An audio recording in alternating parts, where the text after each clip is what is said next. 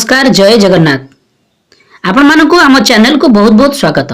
वर्तमान आमे आपण मानक पई नै आसीछु आपणकर पाठ टीका देखंतु आमे आपण मानक पई नै आसीछु 20/1/2026 मंगलवार रो शिशु बाटिका 3 प्रथम और द्वितीय श्रेणी निमंते दैनिक पाठ टीकाटी आरंभ करबा पूर्व आपण मानक रिक्वेस्ट आपण मन आम चैनल टी को सब्सक्राइब करंतु वीडियो को मत लाइक और शेयर करंतु आमे एभली दैनिक पाठ टीका पूर्व दिन रे आम चैनल माध्यम रे उपलब्ध कराइबु ता सहित आपण मानक पई अति जरूरी एजुकेशनल न्यूज मध्य आम चैनल माध्यम रे उपलब्ध हेउची।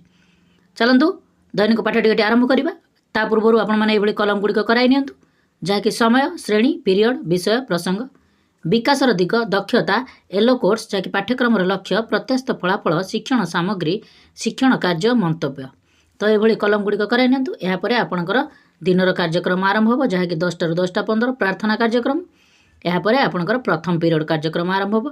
प्रथम शिशु बाटिका 3 को नेबे समय अवधि आरंभ हो 10:15 ରୁ 11टा विषय प्रसंग होची सर्कल समय गोल बैठक मुक्त वार्तालाप विकास रहिबो सामाजिक आवेगिक और नैतिक विकास दक्षता रहिबो दैनिक कार्य स्वाधीनता देखाइबे येलो कोर्स रहिबो CG4 C 4.5 प्रत्यास्थ फलाफल रहिबो छात्र छात्री माने दैनिक कार्य स्वाधीनता देखाइबे TLM आवश्यक चित्र कार्ड शिक्षण कार्य रहिबो दैनिक कार्य किभली स्वाधीनता देखाइबे ताहा बुझाई कहिबी।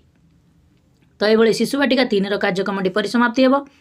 यापर प्रथम श्रेणी प्रथम पीरियड समय अवधि आरंभ हो 10:15 ରୁ 11टा विषय प्रसंग होची हस खेल भाग 2 कांचनर 5 कथा विकास रहिबो भाषागत विकास दक्षता रहिबो न्यचंच न्यथंथ युक्ताक्षर व्यवहार करी शब्द लेखा येलो कोर्स रहिबो OD 103 प्रत्यास्थ फलाफल रहिबो छात्र छात्री माने युक्ताक्षर व्यवहार करी विभिन्न शब्द लेखिबे TLM आवश्यक युक्ताक्षर कार्ड शब्द कार्ड पाठ्य पुस्तक शिक्षण कार्य रहिबो पिला मानकु युक्ताक्षर शब्द लेखा शिखाइबी। तो ये आपणकर प्रथम श्रेणी कार्यक्रम परिसमाप्ति हेबो।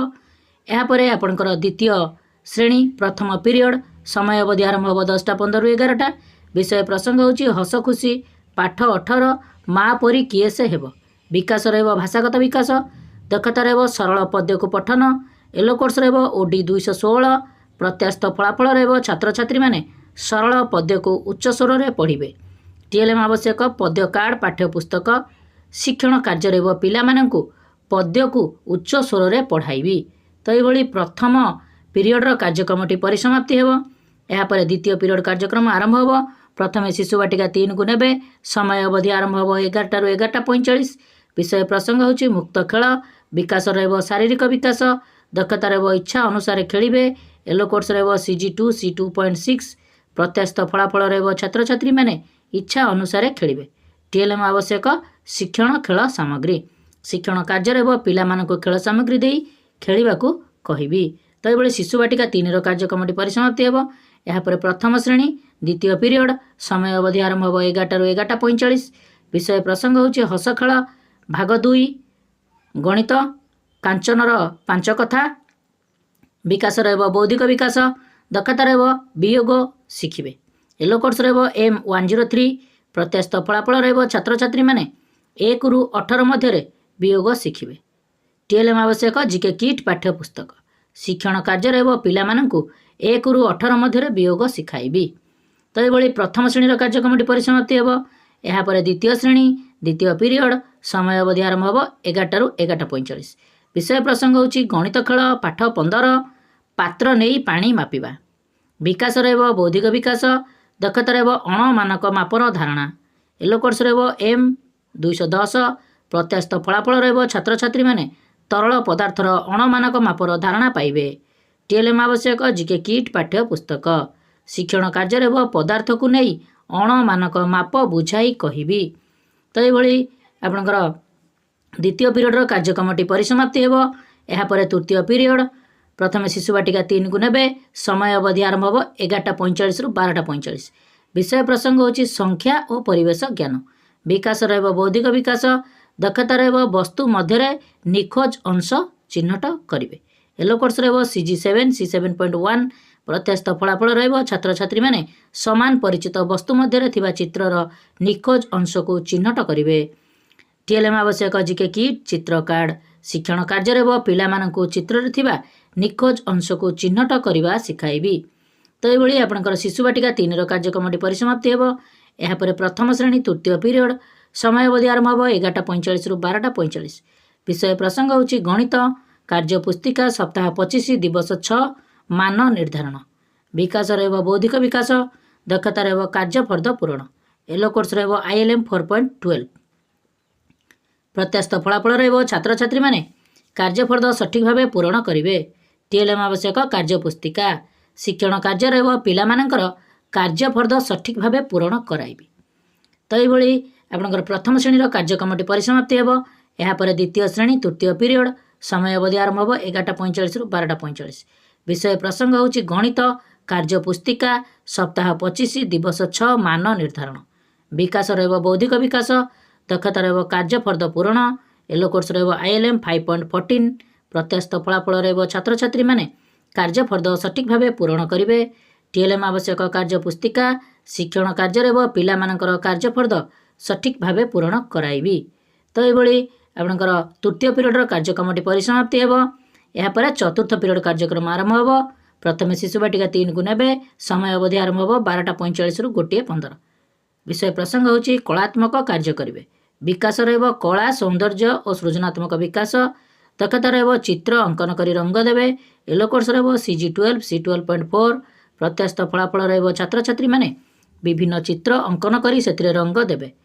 TLM आवश्यक चित्र उपकरण शिक्षण कार्य रहब चित्र अंकन करी सेतिरे रंग देबाकू कहिबी।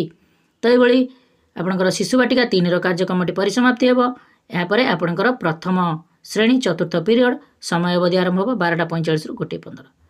विषय प्रसंग होची परिवेश शिक्षा दक्षता रहब जीवन धारणा पाई वृत्ति जहाँकि सामाजिक विकास। प्रत्यास्थ फलाफल रहब छात्र छात्री माने वृत्तिगत जीवन शैली को बुझिबे। TLM आवश्यक चित्र कार्ड शिक्षण कार्य रहब जीवन वृत्तिगत जीवन शैली को बुझाई कहिबी। तो ये प्रथम श्रेणी सहित द्वितीय श्रेणी कार्यक्रम सामान रहिब चतुर्थ पीरियड रे। यापर आपणकर 1:15 रु 2टा पर्यंत मध्याह्न विरति कार्यक्रम रहिब। यापर पंचम पीरियड कार्यक्रम आरंभ हो। प्रथम शिशु बाटिका 3 को नेबे समय अवधि आरंभ हो आपणकर 2टा रु 3टा। विषय प्रसंग होची भाषा और साक्षरता। विकास रहब भाषागत विकास दक्षता रहब वर्णमाला को लिखिबे। येलो कोर्स रहब CG10 C10.3।